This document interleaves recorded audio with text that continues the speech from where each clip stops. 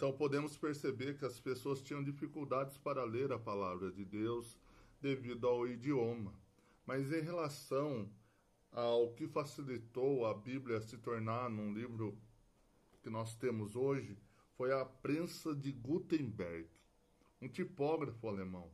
Ele teve a ideia, né, de fazer essa máquina, e através dessa máquina se ficou mais fácil juntar todos os livros da Bíblia e tornar ela em uma peça única, tá? Então, até então, era manuscrito como ocorria anteriormente. Os padres, dentro das suas igrejas, dentro dos seus conventos, eles copiavam, né, outros manuscritos e assim iam escrevendo a Bíblia. Um trabalho muito difícil e laboroso, né? Um trabalho complicado, que se levavam aí vários anos para ficarem prontos. Então nós vemos que com a invenção dessa máquina e a invenção também do papel pelos chineses, nós vemos aí que desapareceu, tá? Os rolos e a palavra biblos deu origem a livro, como se vê em biblioteca, né? Coleção de livros, bibliografia. A primeira pessoa a aplicar esse nome na Bíblia, né, foi João Crisóstomo, um grande reformador, né, o patriarca de Constantinopla. Então nós sabemos que a Bíblia foi escrita por aproximadamente 40 homens. E nós vemos que quando nós lemos a palavra de Deus, vemos que muitas histórias se encaixam uma com a outra. É lindo de se ver, porque o autor é um só, que é Deus. Então nós vemos que no decorrer do século, Deus falou com vários homens, aleluia, acerca da sua palavra, acerca daquilo que ele queria ao povo dele.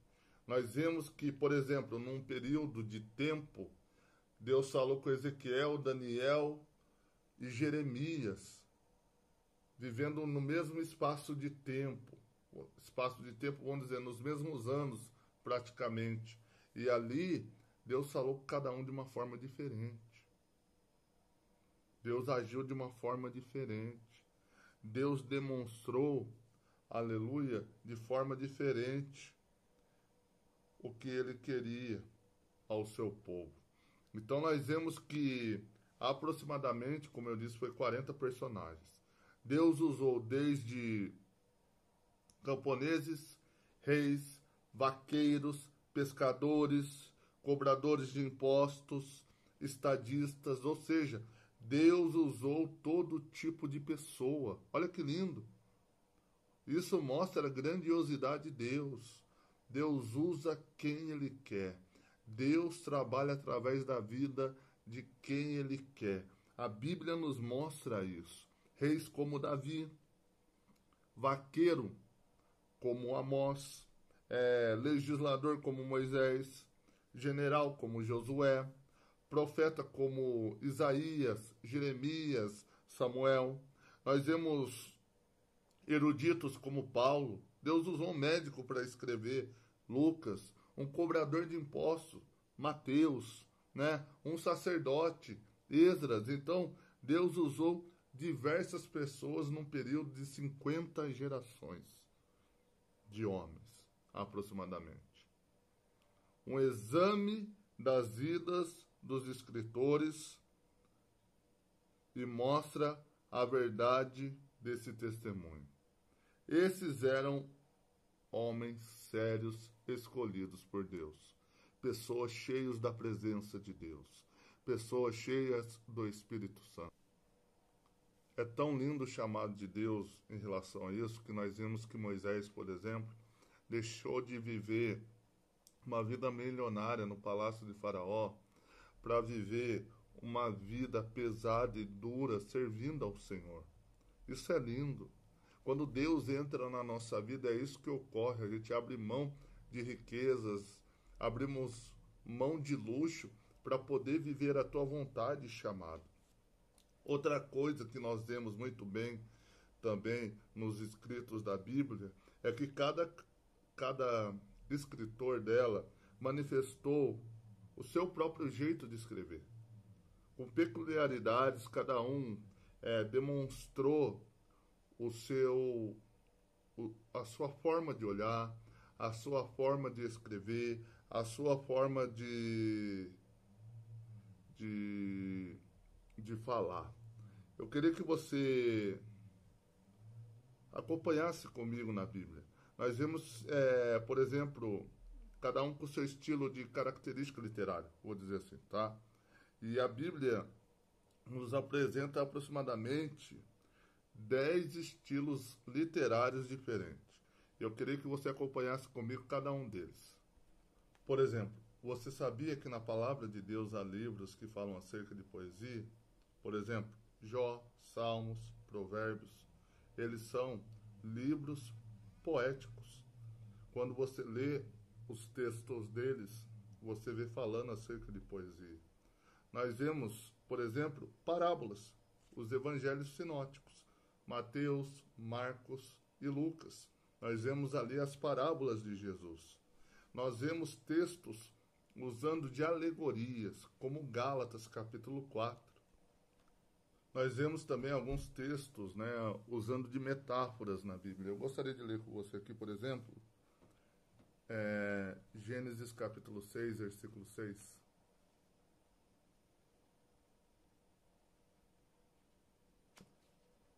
Tenha sempre a sua Bíblia em mãos, tá? Próximas de você, junto com a sua apostila, por favor. Vai dizer assim o texto de Gênesis 6,6, eu estou usando, no meu caso aqui, a tradução Peshito, mas a gente sempre recomenda ao nosso aluno a estar usando a linguagem Almeida Corrigida, Almeida Corrigida Revista, Almeida Revista Atualizada, ou a King James 1611, ou Almeida Corrigida Fiel, tá? Essas linguagens são melhores, né? Eu gosto delas principalmente, dessas três, e da King James 1611 também, mas como eu tô lendo nesse ano a Bíblia, nessa versão que eu acabei de dizer para vocês, eu continuo lendo nela aqui. Vai dizer assim, Gênesis 6,6. E se entristeceu o Senhor de ter feito o homem sobre a terra, e sentiu tristeza em seu coração. Então nós vemos aqui o escritor usando de metáfora, tá? Acerca de Deus ter se entristecido e feito o homem, tá? A Bíblia também vai usar de comparações. Por exemplo, Mateus 10:1, João 21:25. Também vai usar de figuras poéticas como Jó 41:1 e também de sátiras, como a gente pode ver em Mateus 19:24 e Mateus 23:24. É importante dizer, alguns vão pensar que, eu até disse isso na aula ao vivo, que Lucas teve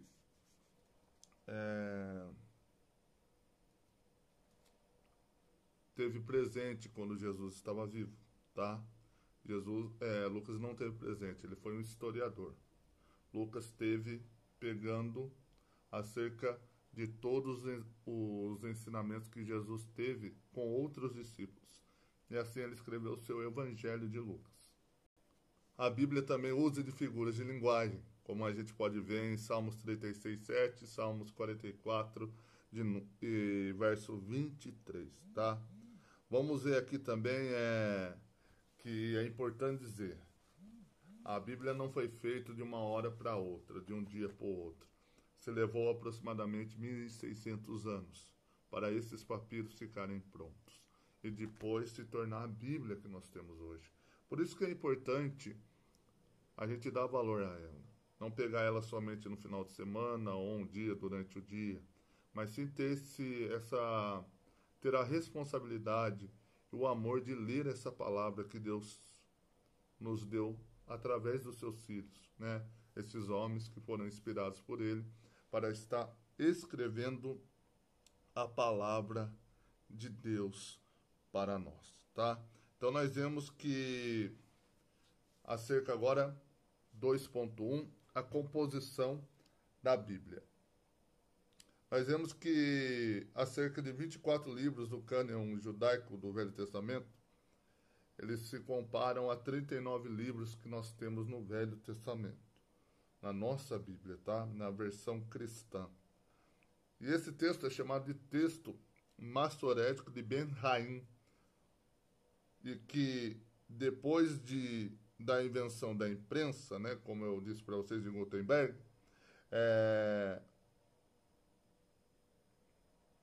Daniel Bomberg, um homem rico, cristão, de Veneza, nós vemos que ele fez a edição da segunda publicação, que ficou a cargo desse Jacob Ben-Haim, tá? Nós vemos que os 27 livros do Novo Testamento, ou mesmo que depois da invenção da imprensa, foram impressos e terminando por serem conhecidos por nome de TR, ou seja, textos receptos ou textos recebidos. Quando você tiver com essa apostila aí, seja em PDF ou com elas em mãos, a parte em negrita vai ter umas explicações ainda melhores para vocês, tá? Então, como nós podemos ver, né, a Bíblia? Como ela é conhecida? O que dizem, né, acerca da Bíblia? Nós vamos ver que ela leva vários nomes. Por exemplo, Livro do Senhor, como eu disse, né? Isaías 34:16, a Palavra de Deus, Escrituras Sagradas, ou Escrituras, a Verdade, Lei, Mandamentos, a Lei e os Profetas, a Lei de Moisés, ou Oráculo de Deus. Esses são os nomes que a Bíblia recebe, tá? Irmãos, a Bíblia é um livro que tem uma inspiração divina. É a nossa única regra de fé. Você não precisa de outros livros, tá? Você não precisa de outros direcionamentos que não seja a palavra do Senhor. A Bíblia para nós basta. Para nós cristãos evangélicos, a nossa regra de fé somente é a palavra de Deus. Ela que nos serve como direcionamento. Dizemos que ela é bússola, realmente ela é bússola, ela é um livro de ensino formidável. Tudo que nós precisarmos acerca de nós, acerca do ser humano, nós encontramos em sua palavra. Deus deixou tudo aqui para a gente, para direcionar os nossos caminhos. Então nós vemos que ela é a lâmpada para os nossos pés, como vai dizer o Salmo 119. O Salmo 119 é um salmo que é voltado totalmente à palavra de Deus. Você pode ver lá tudo falando acerca da palavra de Deus. Desde o verso 1 ao verso 150 vai estar se voltando acerca deste livro, tá? Então também nós vemos que, além de tudo isso, ela é viva, ela é atual. Essa palavra não se perde pelo tempo. Aleluia. Ela não é, como eu posso dizer, fugiu a palavra agora na minha mente, ela não está atrasada, mas a Bíblia sempre serve para a atualidade, tá? No capítulo 3, na página de número 8, nós vamos ver agora acerca da atualidade da Bíblia. A Bíblia é o livro pelo qual todos os homens serão julgados. Irmão. Nós que servimos ao Senhor e conhecemos a tua palavra, andamos nos seus estatutos, seremos julgados segundo esta palavra, tá? A atualidade da Bíblia. Toda a Escritura é inspirada por Deus, como vai dizer em 2 Timóteo 3, 16 e 17. Versículos 16 e 17. Eu amo esse texto. Diz assim: e útil para o ensino, para a repreensão, para a correção, para a educação na justiça, a fim do que o homem de Deus seja perfeito e perfeitamente habilitado para toda boa obra, tá? A Bíblia é um livro para ser examinado, é para ser crido. Nós temos que crer nessa palavra, devemos examinar essa palavra, devemos ler essa palavra, devemos confiar nessa palavra, tá? Nós devemos ter a plena confirmação e aceitação nesta palavra. Alguns dos objetivos da Bíblia são avisar os crentes, manifestar os cuidados de Deus para conosco, ensinar e instruir a nossa vida, aperfeiçoar o cristão para toda a boa obra, como eu acabei de ler, 2 Timóteo, capítulo 3, versículos 16 e 17, fazer o homem sábio para a salvação, produzir fé na divindade de Cristo e produzir em nós, para nós, a vida eterna, tá? A unidade da Bíblia é sem paralelo. Nunca e em qualquer outro lugar unirão-se tantos tratados diferentes, históricos, biográficos, éticos, proféticos e poéticos para perfazer um livro. Aleluia. Tudo que se precisa na humanidade se encontra na palavra de Deus. E qual é a mensagem central desse livro? A mensagem central desse livro, aleluia, é demonstrar a salvação da humanidade. Demonstrar os valores de Deus para a humanidade. Revelar o mistério da Trindade. Falar acerca da salvação. Acerca da esperança que há em Cristo. Certamente, valores como a verdade, a honestidade, a justiça, o altruísmo são comuns aos melhores escritos da humanidade. Nisso, a Bíblia se identifica com todos os outros. Mas o que dizer de Deus apresentado pela Bíblia? Que contrasta, com a energia impessoal do hinduísmo ou com as frágeis e grotescos deuses dos panteões gregos romanos, tá? Então a Bíblia nos apresenta a salvação. Essa é a mensagem central dela. Falar-nos acerca da salvação em Cristo. Revelar que há perdão dos nossos pecados. Aleluia. Revelar que o homem sem Deus é nada. Nós, sem Deus, não passávamos de inimigos de Deus. Então, com Deus, somos tudo. A Bíblia se opõe a certos conceitos de filosofias deste mundo e os refuta, como o ateísmo, politeísmo, materialismo, panteísmo, a eternidade da matéria, a filosofia. Então a Bíblia vai de encontro, contra, certos conceitos filosóficos que são apresentados por esse mundo. Nós vemos que a Bíblia em capítulos e versículos. Vamos lá. Isso agora eu vou falar acerca da divisão desta palavra, porque ela foi dividida. Porque antigamente não havia essa divisão. No tempo dos profetas, no tempo de Jesus, não havia essa divisão, tá? Era tudo um livro só, vamos dizer assim. Não havia capítulos e não havia versículos. A divisão da Bíblia em capítulos só veio ocorrer no ano 1250 a.C., pelo cardeal Hugo de São Caro, monge domiciano. Alguns pesquisadores atribuem essa divisão também a Stephen Linton, professor da Universidade de Paris e mais tarde arcebispo de Cantuária, em 1227. Em 1525, Jacob Benhaim, que é o judeu que eu falei para vocês, na Bíblia de Bomberg, em Veneza, havia dividido o Antigo Testamento em versículos somente. O Novo Testamento foi dividido em versículos em 1551 por Robert Stephanus, um impressor de Paris, que publicou a primeira Bíblia Vulgata Latina, dividida em capítulos e versículos em 1555, tá? Então nós vemos aqui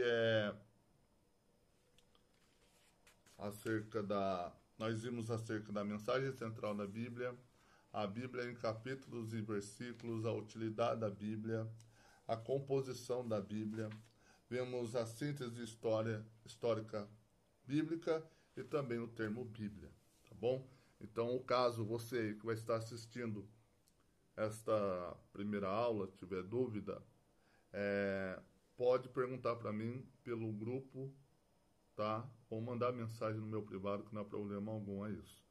Nós paramos aqui nessa primeira aula no capítulo de número 5, tá? Vou estar já gravando a segunda aula amanhã ainda, ou quem puder acompanhar, já acompanha pelo Google Meet na sexta-feira a segunda aula, que vai ser ao vivo, e daremos continuidade ao curso, tá bom? Peço perdão aos irmãos pela demora da gravação dessa aula, mas eu espero que você seja edificado através dessa lição. Vamos estar orando para estar terminando a lição de hoje. Pai, te glorifica, exalta o teu santo nome, abençoa grandemente o meu irmão e a minha irmã através desse estudo, Pai. Que eles se mantenham firmes em tua presença, aprendendo acerca da tua palavra. Irmãos, tenham uma semana abençoada. Que o Senhor cubra vocês com o sangue dele, te dê livramento e abençoe a vida de vocês, tá? Em nome de Jesus. Amém. Fique com Deus.